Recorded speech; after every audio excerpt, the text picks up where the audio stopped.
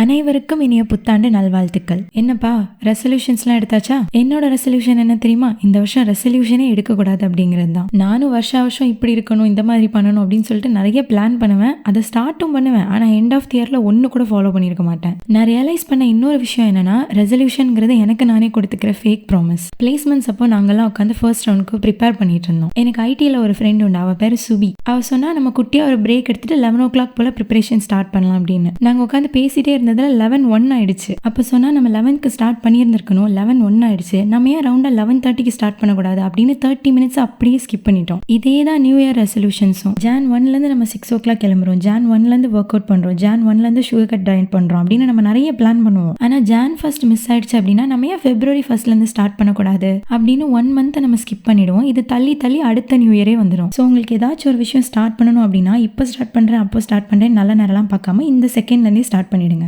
எனக்கு அதை எப்படி ப்ராப்பராக ஸ்டார்ட் பண்ணணும்னு தெரியல, நான் கற்றுக்கிட்டு பண்ணுறேன் அப்படின்னா அந்த விஷயம் கடைசி வரைக்கும் நடக்காது. ஏன்னா ஸ்டார்டிங்லேயே இங்கே எல்லாரும் தெரிஞ்சுக்கிட்டு பண்ணுறது கிடையாது, அந்த ப்ராசஸில் தான் நம்ம நிறைய கற்றுக்குறோம். ஸோ தெரியலனாலும் பரவாயில்ல, ஸ்டார்ட் பண்ணிடுங்க, கற்றுக்கலாம். அப்புறம் நியூ இயர்லாம் நீங்கள் எப்படி செலிப்ரேட் பண்ணீங்க?